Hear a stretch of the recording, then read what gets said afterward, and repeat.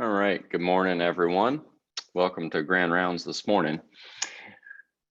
I think that looking at the local and national situation with regards to COVID, that we should be on target for restarting in-person Grand Rounds on the first week of March. We haven't gotten any internal communication that they're going to start changing meeting recommendations, but hopefully seeing the trends we have, that's going to work in our favor. So we'll be looking forward to that. The Grand Rounds color for this morning is going to be for CME is red. We will put that in the chart or in the chat. I think a couple people have requested that we put that in the chat. The problem is with Zoom, if you're not on already, when something is put in the chat, you never see that. So we are putting in the chat every week, and we will try to make sure maybe we plug it in again halfway through so people can see it. But that's the issue. We've had a couple complaints about that, but we'll work on that. And I have, I think I mentioned already, I had a meeting with the AHEC folks, and they swear they're still working on an app to make this easier for us, but I've asked them to prioritize that. We'll see how that works. So we will have a residence conference meeting to follow this. There's a separate Teams chat for that, just so, or is it might be a Zoom, but there's a separate link for that either way. So just everybody remember that for the residents.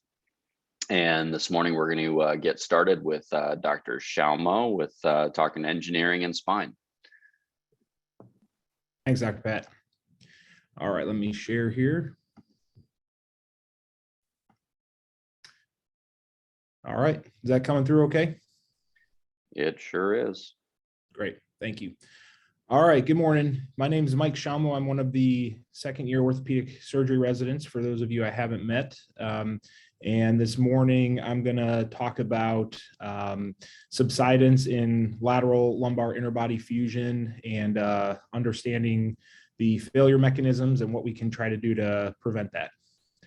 I have no disclosures, but prior to medical school, I was a structural bridge engineer, and so do have some experience with these topics. Here's a brief outline of what I'm going to talk about. The main focus of this talk will be on learning from failures, and we'll look into two specific examples of that right now. So first case is an 80-year-old male. He has a diagnosis of moderate symptomatic L3-4 foraminal stenosis, and he underwent standalone L3-4 XLIF. So here he's at 1 week post-operative CT, showing good disc height and maybe a little end plate violation. But then here he is at 6 months showing, and he's coming back with bilateral burning and weakness in his lower extremities. Pretty significant subsidence here of the caudal end plate, and then also had a lot of neuroforaminal narrowing. So let's take a slightly different example. This is a 40-year-old steel deck truss bridge. It carries the I-35 west over the Mississippi River in Minneapolis, Minnesota. And on August 1st, 2007, it was undergoing extensive road work.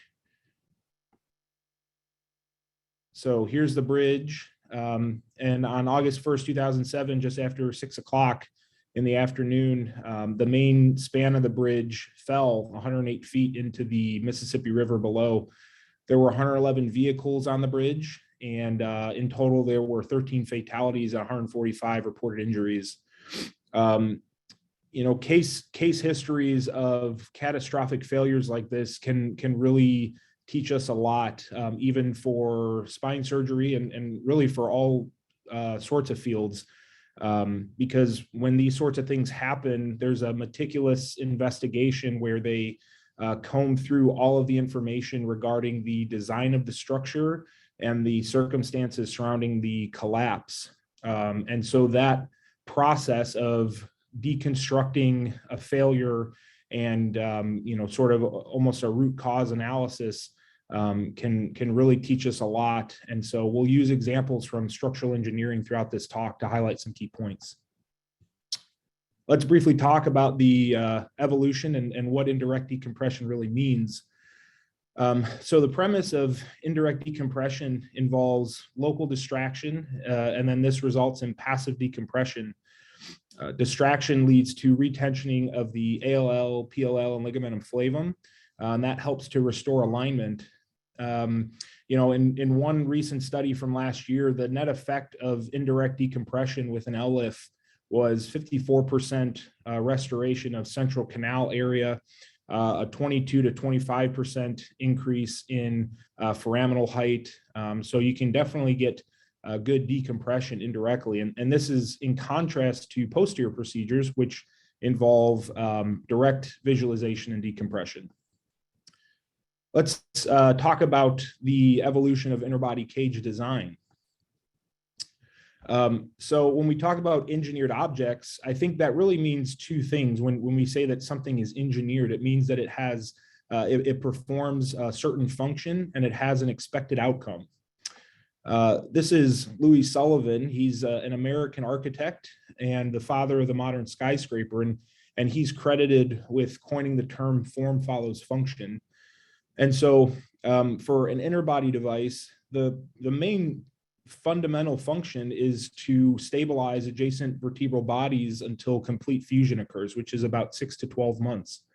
As was discussed earlier, of course, you also get restoration of disc height and decompression of the central canal, the lateral recess, the neuroforamen. But primarily it's stabilizing adjacent vertebral bodies. And so where did interbody devices begin? Well, and it was actually back in 1944 when it was done with just bone graft. A standalone bone graft was performed in 1944, and that was a PLIF. And then it wasn't until 1989 that the back cages came out, and these were threaded cages, and you could stuff them with bone graft. And then in 2001, Pimenta described the first LLIF. I think it wasn't really published until 2006. But at that point, we had, advanced the interbody cage design a little bit. And then today, these are examples of some of the interbody cages we use today. And, what I'll say about that is, and we'll talk about this more here in a second, but there's just tons and tons of variety available today. So here's a recent biomechanical study, and it's really just highlighting the impressive differences that you get in terms of footprint between like an A-lift or an L-lift cage versus a PLIF or a T-lift cage. Just big differences that you get in the medial lateral dimension as well as the graft area. I mean, it's just tremendously more that you can get with these approaches.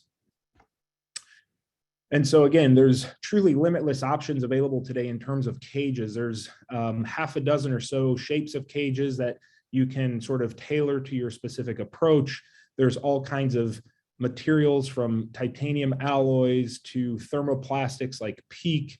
There's biologic materials, there's composite materials, there's a variety of surface coatings, there's all kinds of heights and footprints and different taper options, whether you're doing, for specific corrections. There's static cages, expandable cages, integrated fixation, and then there's all kinds of different osteobiologic adjuncts, of course. So, just highlighting the fact that things have really kind of exploded here in the last, maybe decade or 15 years in terms of options for interbody cages. But I think it's worth a second to talk about this. This is the hype cycle. And really what this does is it describes how innovation is received and how it evolves. And it sort of goes through this process. And I think, for interbody cages, we're probably somewhere along the slope of enlightenment where, we have very good data that tells us what are things to strive for when placing a cage in terms of size, in terms of good techniques for placement and strategies to help improve fusion.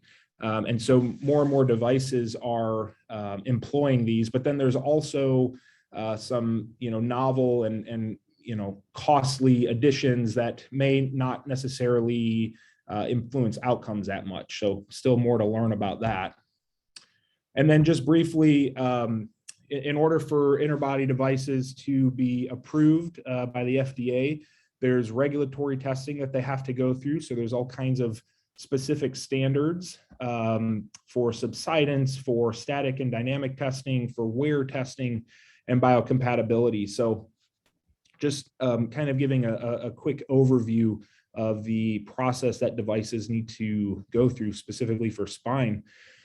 And so getting back to the design of interbody cages, we've really just scratched the surface, but there's really an abundance of complexity when you're talking about the environment that the cage has to perform in. There's a vast array of static and dynamic factors, from the material properties. The cage itself has unique material properties. Those material properties could be influenced by the sterilization process. They might deteriorate over time. Certain materials might deteriorate faster. Certainly the properties of the patient's bone, and then all the loads and load sharing, a heavier patient versus a lighter patient. And then the load sharing, the load that cage experiences is going to depend on the position of the spine. Are they sitting? Are they standing? Are they flexed? Are they extended? And then, a variety of other factors will also influence the performance of that cage. Human factors, of course. So even an optimally designed cage is not going to perform well if it's not placed carefully and correctly. And then redundancy and tolerance. This is what we call the chainsaw principle. When I was an engineer, we had this saying that we're going to measure with a micrometer, they're going to mark it with a grease pencil and cut it with a chainsaw, meaning that as we would, sit behind our desks and sort of pontificate over, accuracy to the third and fourth decimal place with our designs, that design gets sent to a fabricator who's going to actually make the steel beam, and they're going to mark it with a grease pencil. And then when it gets out to the field, the people constructing the bridge, if something's a little off here or a little off there, they're going to trim a little bit or hammer it or do what they need to do to get things to fit together. And so it doesn't make sense to have a design that is so strict and requires, absolute adherence.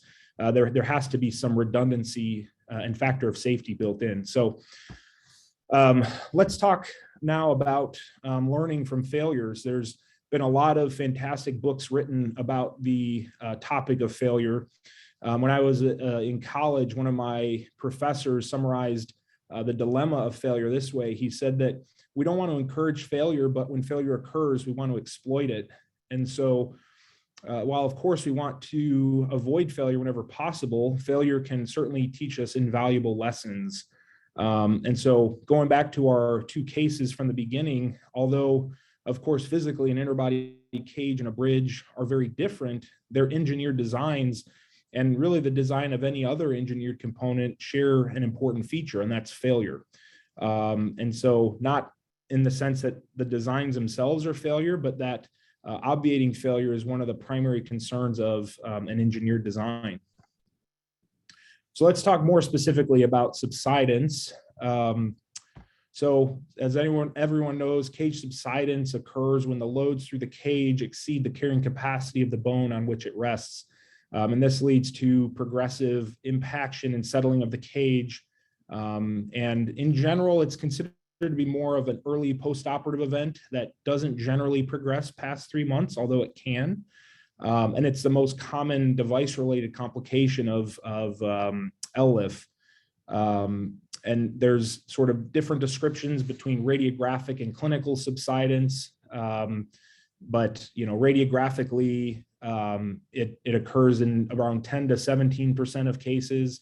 And there's a variety of different classification systems that have been described that we don't need to go into. But if you look at standalone fusion, which isn't FDA approved in the US, subsidence occurs in up to 30% of cases. Clinical subsidence is radiographic subsidence with symptoms, and that's much more uncommon. That's about 2 to 3% of cases. And this is in contrast to ALIF, where clinical subsidence is around 15%. TLIF is almost up to 40%, and PLIF in one study was about 10%.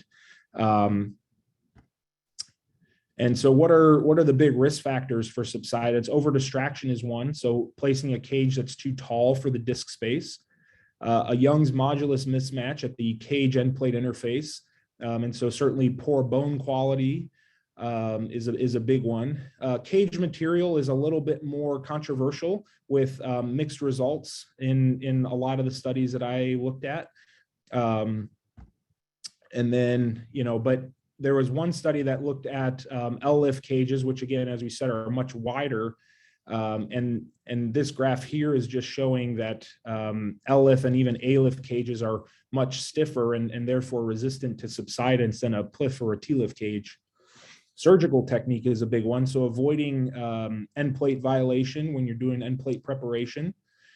And then, other risk factors would be like excessive motion. So that's why, we either use a lateral plate or pedicle screws to stabilize the cage. Multi-level procedures, medical comorbidities, and then using osteobiologics like BMP can also increase the risk of subsidence. And, this is sort of summarizing the main complications, but all of that is to say that subsidence can limit or diminish the effectiveness of interbody fusion, of lateral interbody fusion, particularly with an indirect decompression. And so what can we do to prevent subsidence? Maximizing the footprint. So in one study from about 30 years ago, it was a cadaveric study. They showed that if you have an implant that's 30% or more of the total end plate area, that can help reduce subsidence, and the vertebral body is better able to carry physiologic loads. Spanning the periphery of the vertebral body, so out to the hard cortical bone of the apophyseal ring. Performing a careful discectomy and end plate preparation under image guidance. And this is particularly important for the caudal end plate, which has been shown to be 40% as strong as the cranial end plate. And then appropriate cage placement. So delivering the cage appropriately using shims or protective slides. And again, appropriate location. So placing it in the harder bone centrally or posteriorly, and not so much anteriorly, spanning the apophyseal ring. And so we've covered a lot of information, but the important takeaway from this is that we have, we've discussed the function of the cage and the limitless design aspects of currently available cages. We've just discussed the abundantly complex and imperfect environment that a cage needs to perform in, and then risk factors and techniques to mitigate subsidence. And so with this knowledge, we begin to recognize that each of these factors contribute to a degree of variability and unpredictability, and therefore potential failure. So one of the big future directions and something that I'm interested in and working on is to develop more patient-specific implants. And I think one of the ways to work towards that is actually been attempted in the past. So this was back about 30 years ago, where this study looked at patient-specific curves based on bone mineral density and graft area and spinal load. And basically they showed that, again, greater than 30% of the end plate area leads to lower risk of subsidence. However, there were limitations with this study. It used actual cadaveric bone, but it was thoracic vertebrae. It doesn't really model the lumbar spine as well because the loads aren't quite as high. And it used PMMA blocks to simulate a cage. But nevertheless, multiple studies have shown that bigger cages are better in terms of subsidence. However, there's risks associated with placing larger cages, primarily to the neural elements. And so what I'm looking at is trying to develop an algorithm, a more scientific algorithm for footprint and height dimensions. So a footprint that maximizes the cage end plate contact and minimizes the risk to neural elements, and then maximizing indirect decompression while avoiding over distraction. There's more guidance for footprint area than there is for height. It would be helpful if there was some way to say, well, distracting more than 30% or 50% above the adjacent disc heights could lead to a 2-fold or 6-fold or whatever it is increase in risk of subsidence. So, and so in closing, it's critical to learn and understand how the engineered designs we employ can fail. Only with a comprehensive knowledge of potential failure mechanisms can we potentially avoid these pitfalls and improve our designs. So subsidence is the most common device-related complication of LLIF with an array of risk factors. Optimal cage sizing and selection are crucial, yet objective guidance is lacking. And studying, anticipating, and obviating failure are primary concerns with an engineered design. Thank you. Thanks, Mike. That's a great perspective from the engineering half of your brain. Probably overlaps quite a bit with the orthopedic half of your brain.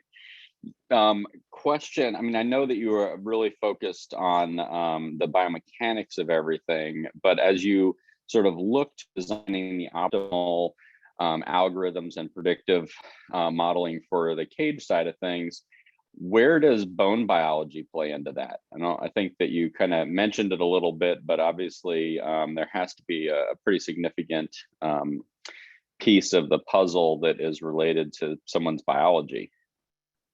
Yeah, excuse me. That's a great question, Dr. Pat.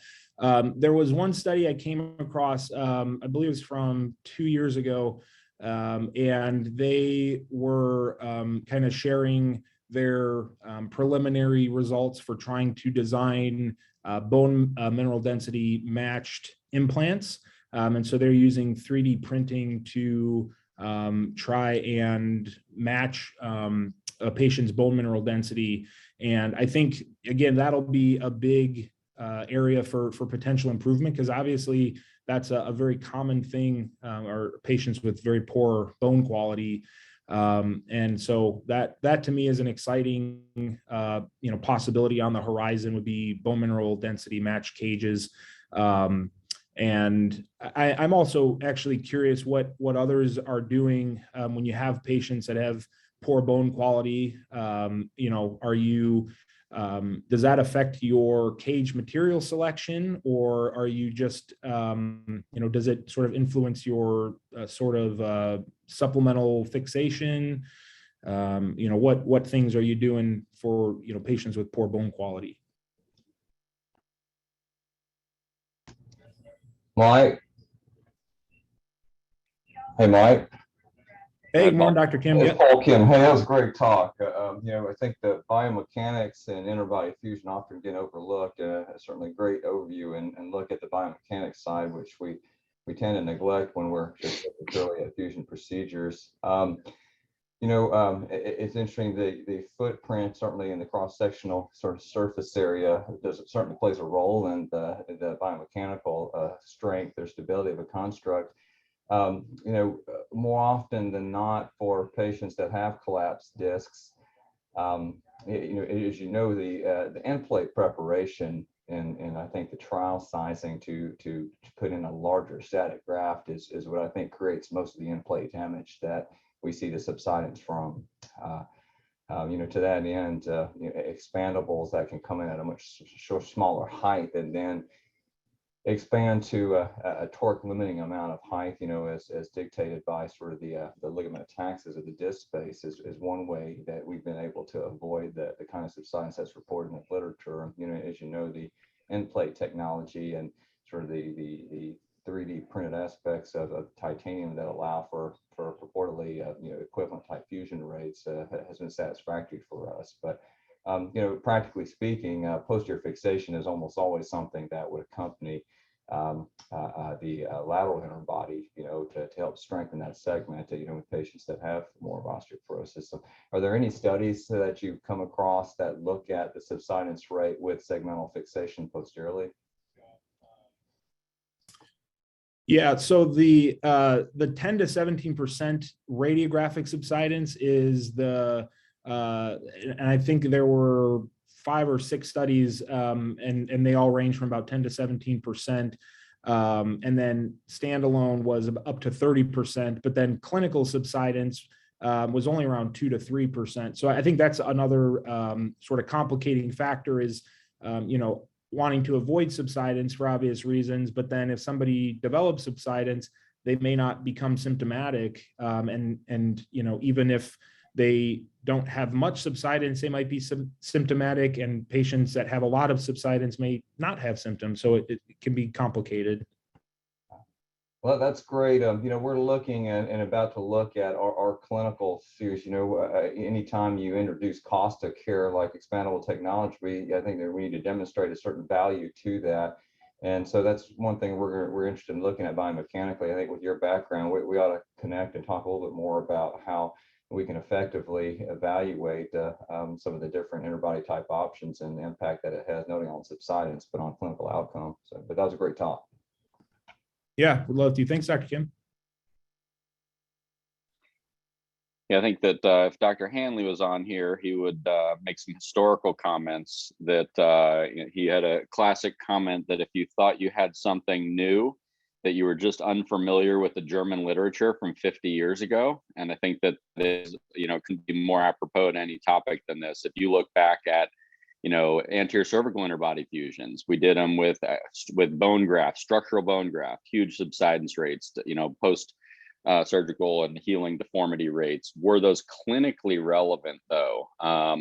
Same thing with standalone A-lifts. I mean, standalone A-lifts failed. That's why we stopped doing those. So, is this any different? It's like, we failed going in the front door. We're going to try going in the side door and see if this works. So I think it's a classic topic of a lot of smart people thinking about things. And it's the, the confluence of design, biomechanics, biology. And, I think it's in part and parcel of why we all love, dealing with the skeleton, because it leads to these discussions and thoughts. So any other comments before we move on to our second talk this morning? Thanks, Mike, for a